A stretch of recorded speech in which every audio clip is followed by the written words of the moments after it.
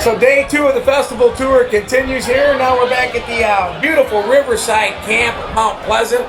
Nice little spot we've selected out back here where the folks from Mount Pleasant do their thing. Kim Kowalski's with me, good friend and great brewer of all Mount Pleasant products. Hey Kim, how's the experience been for you? How's the festival treating you so far? It's going excellent.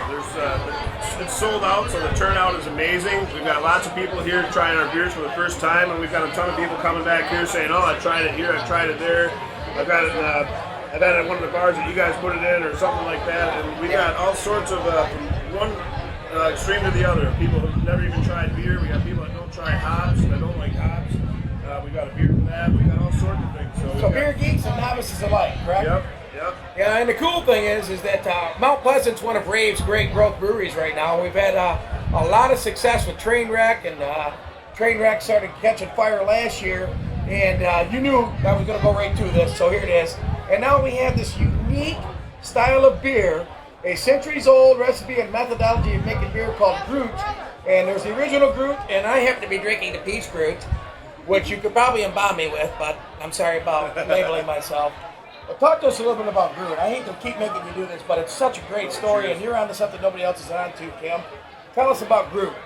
Brew it is what beer was before we know it as beer. It's before hops were discovered in the brewing process. So before 1,000 or 1,500 years ago, we were brewing beer and we were grabbing whatever we could out of the area to balance the bitterness or balance the sweetness with the beer. It's too sweet. They learned how to brew beer, but now we got to learn how to flavor a little bit. So for over hundreds and hundreds of years, herbs and tree bark and all sorts of spices were tried. And there was winners, there was losers. With these 3 particular herbs that we have in the Sacred Groot, they have a different effects and different flavor on the beers. So let's start with, what are the 3 herbs and roots? Well, the 3 herbs are sweet gale, marsh rosemary, and yarrow. Marsh rosemary, it's always the one I forget. Marsh rosemary. All 3 of these herbs grow in Michigan. They're actually, yarrow you're probably stepping over in unmowed lands and parks all the time. But the sweet gale and the marsh rosemary are back in water areas, wetland areas that are hard to get to and hard to harvest these herbs. So these herbs aren't very well known around here. People think the marsh rosemary is similar to the rosemary you cook with. It's not. It just has the same name. That's the only thing that's similar to Well, it. and I don't want to cause any controversy here, but we got to get into the fact why you're the only guy making Gruit recipe, and Gruit is Mount Pleasant kind of at this point. You have a temporary monopoly on the style, but this isn't a recipe anybody else is on top of, or a brewing style anybody else is on top of. I feel like a lot of people don't want to brew the beer because it shows their education and it shows how much they know about beer. It might reveal that we don't really know the history of beer. We don't really know exactly what happened.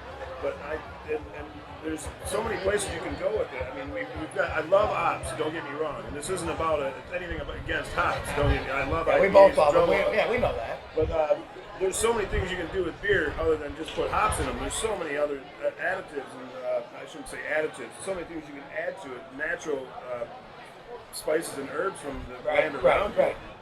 So do you think? I don't want this to be the DNA and the story of Mount Pleasant necessarily, but what do you think in terms of Gruit's overall impact with Mount Pleasant and your name going forward? Because you make so many great beers in terms of your dark beer profile and adding dark fruit to it.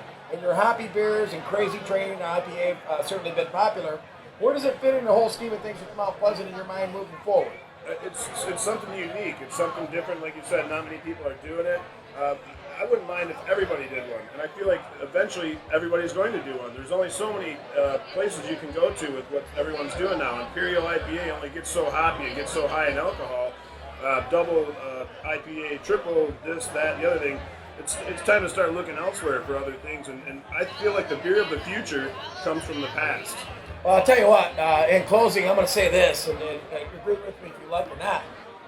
Our success with Mount Pleasant started with CMU grabs, fire up chips, ooh, ah, Chippewa, and that was a lot of it to start with, but there's some great things going on here, well beyond the Gruit story and the great seasonals that we have here, courtesy of Kim.